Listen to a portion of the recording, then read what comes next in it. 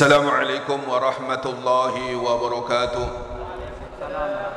Bismillah walhamdulillah wa sallallahu ala sayyidina Muhammadin nuril anwar wa sirril asrar wa tiryakil aghyar wa miftahi babil yasar sayyidina wa maulana Muhammadin al-mukhtar wa alihi al-adhar wa ashabi al-akhyar adada ni'amillahi wa idhali la hawla wa la quwwata illa billah, amma ba'd.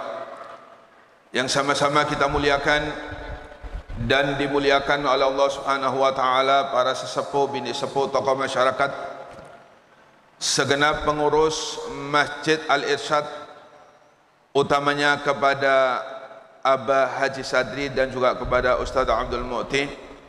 Mudah-mudahan beliau semuanya diberikan panjang umur oleh Allah Subhanahu wa taala, diberikan kesehatan oleh Allah Subhanahu wa taala, segala penyakitnya disembuhkan oleh Allah Subhanahu wa taala, diluaskan rezekinya oleh Allah Subhanahu wa taala, segala urusannya dimudahkan oleh Allah Subhanahu wa taala, segala hajatnya dikabulkan oleh Allah Subhanahu wa taala, sehingga dapat selalu membimbing kita semua, amin ya rabbal alamin. Qala al-muallifu rahimahullah ta'ala wa nafa'ana bihi wa bi'ulumi fid darain, amin ya rabbal alamin. Bismillahirrahmanirrahim. Wa qala al-Hasan al-mu'minu qawwamun ala nafsihi yuhasibuha lillah wa innama khaffa al-hisabu ala qaumin hasabu anfusahum fid dunya wa innama syaqqa al-hisab yaumal qiyamah ala qaumin akhadhu hadzal amr min ghairi muhasabah ila akhir ma qala radhiyallahu ta'ala. Dikatakan oleh Al-Imam Hasan Al-Basri, seorang mukmin yang sejati, ya, bukan abal-abal atau bukan kaleng-kaleng. Seorang mukmin yang sejati yaitu qawwamun ala nafsi, dia mampu untuk memimpin jiwanya, mampu untuk mengendalikan jiwanya.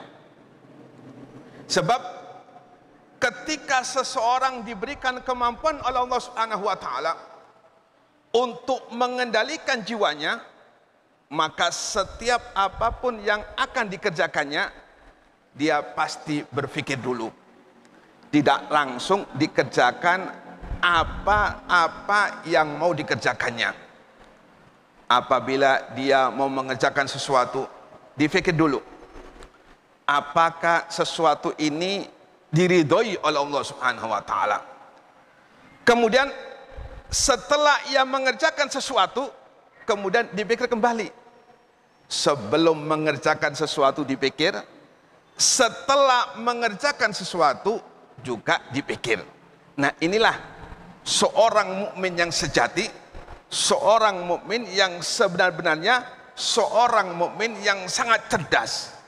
Makanya kata Nabi, al-kayyisu man dana nafsahu wa amila lima ba'dal maut. Seorang mukmin yang cerdas, seorang mukmin yang pintar, yaitu orang yang diberikan kemampuan oleh Allah Subhanahu wa taala untuk bisa menundukkan hawa nafsu. Sebab siapapun yang diberikan oleh Allah Subhanahu wa taala kemampuan untuk menundukkan hawa nafsu, pasti dia tidak akan mengerjakan sesuatu terkecuali direnungkan, dipikirkan dulu. Dan setelah mengerjakan sesuatu, kembali direnungkan dan juga dipikirkan. Apapun yang dikerjakannya dan setelah ia kerjakan, itu bakal direnungkan semata-mata karena Allah Subhanahu wa taala. Al-Imam Abu Muhammad Al-Hariri, beliau pernah mengatakan, man istaulat alai nafsu sara asiron. Siapapun yang dikendalikan oleh jiwanya, siapapun yang dikendalikan oleh hawa nafsunya, sara asira, maka dia akan menjadi budak. Walaupun dia seorang ratu, seorang raja, apabila dia dimampukan, apabila hawa nafsunya atau jiwanya yang mengendalikannya, mau tidak mau pasti dia akan menjadi budak. Kita kenal semuanya Siti Zulaikha, seorang ratu yang sangat cantik. Tidak ada satupun seorang perempuan yang kecantikannya melebihi Siti Zulaikha. Di samping Siti Zulaikha cantik, dia pun seorang ratu, seorang yang ternama, seorang yang berkasta tinggi.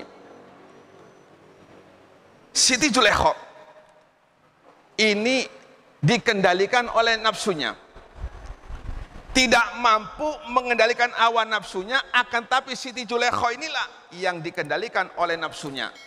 Maka kata Imam Abu Muhammad Al-Hariri, siapapun yang dikendalikan oleh nafsunya, maka mau tidak mau dia akan menjadi budak. Siti Zulaikha ketika melihat Nabiullah Yusuf, nafsunya berontak.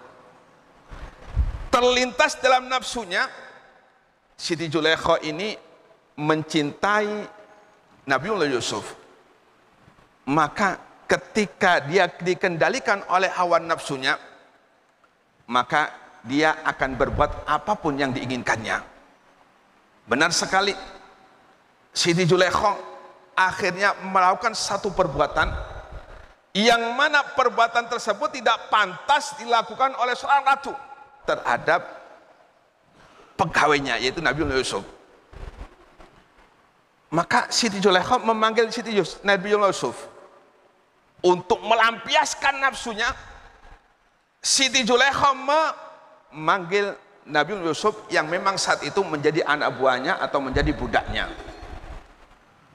Maka Siti Zulaikha ini bagaimana caranya agar bisa melampiaskan nafsunya?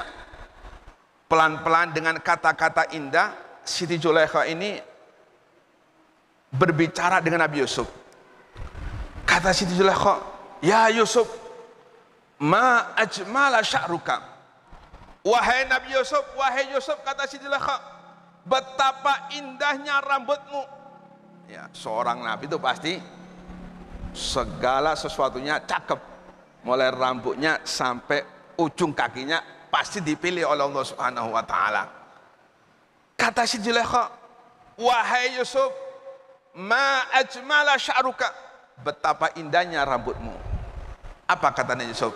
Wahai ratu, rambut inilah yang pertama kali rontok dari tubuh kita. Rambut ini kan bakal pertama kali yang akan rontok satu persatu, nggak usah nunggu tua. Kadang-kadang masih muda, salah sampo, rambut itu sudah rontokan. Kemudian setelah itu kata Siti Zulaikha, ya Yusuf, ma ajmala badanuka.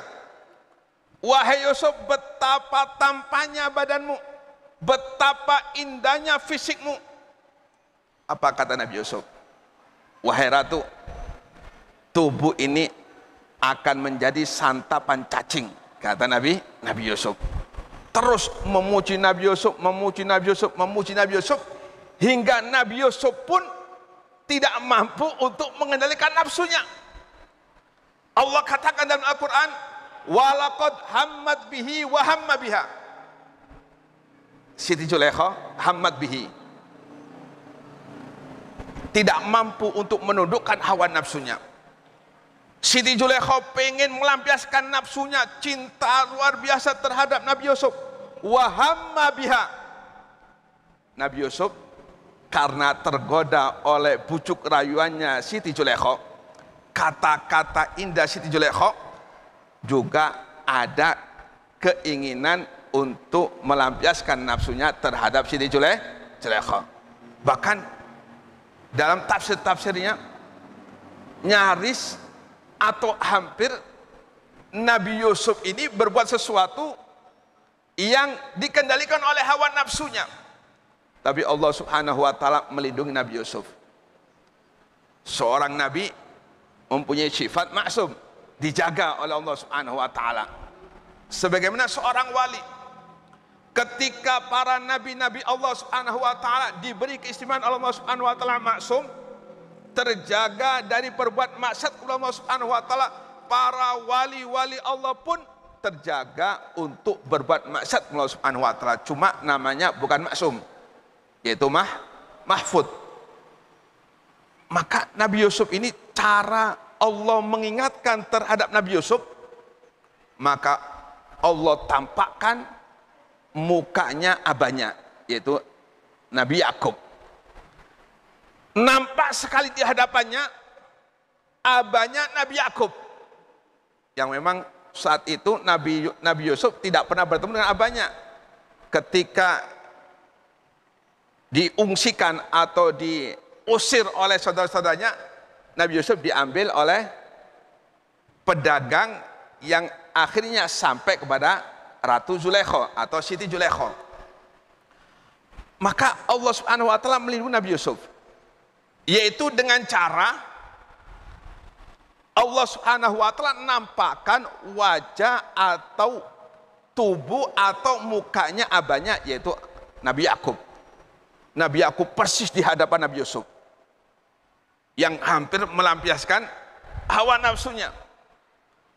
Kata Nabi Yakub, wahai Yusuf, tinggalkan, hindari, engkau bakal diazab oleh Allah Subhanahu wa taala. Kalau engkau lakukan ini, wahai Nabi Yusuf, wahai Yusuf, engkau akan menjadi sesuatu yang hina di hadapan Allah Subhanahu wa taala. Langsung dengan nasihat abahnya yang didatangkan oleh Allah Subhanahu wa taala, Nabi Yusuf tersadar. Nabi Yusuf tersadar dari hipnotis hawa nafsu yang mengendalikan dirinya. Akhirnya Nabi Yusuf langsung lari dikejar oleh Siti Zulaikha, diambil, akhirnya robek bajunya sampai Siti Zulaikha tersebar seorang ratu cinta kepada budaknya, soro asiro, maka akan menjadi budak. Siapapun yang nafsunya mengendalikan seseorang, maka mau tidak mau dia pasti akan menjadi budak tersebut.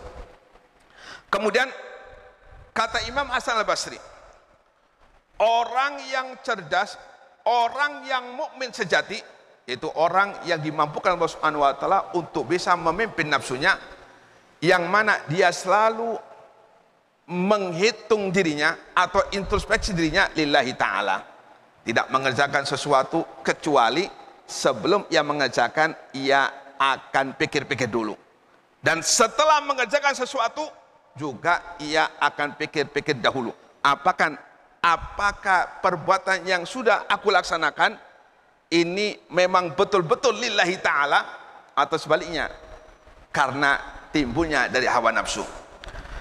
Kemudian wa innama khafa al-hisabu ala qaumin hasabu anfusahum, ya, kelak di yaumil qiyamah orang yang hisabnya ringan, yaitu orang yang ketika di dunia banyak introspeksi diri. Sebab siapapun yang selalu introspeksi diri, di waktu malam ia renungkan, mulai bangun tidur sampai dia mau tidur kembali ke malam, ia renungkan apa-apa yang sudah ia perbuat, apakah sehari yang sudah dijalaninya di situ ada salah satu maksiat kepada Allah Subhanahu wa taala, apakah ada di hari itu lisannya berbicara yang kotor, apakah ada di hari itu dia pembicaraannya menyakitkan orang lain, adakah di hari itu dia berbicara memfitnah orang lain, apakah ada di hari itu dia memprovokasi seorang lain. Maka apabila ia di waktu malam merenungkan diri, maka tentunya dia akan sadar. Ketika ia sadar, ia akan meminta ampun kepada orang-orang yang pernah kita ghibah, atau pernah kita fitnah, atau pernah kita provokasi, atau kita meminta ampun Allah Subhanahu wa taala apabila di hari itu ada salah satu nikmat Allah Subhanahu wa taala digunakan untuk maksiat kepada Allah Subhanahu wa taala. Kemudian wa innama syaqqa al-hisabu wallahu alam bisawab. Insyaallah kita lanjutkan minggu akan datang.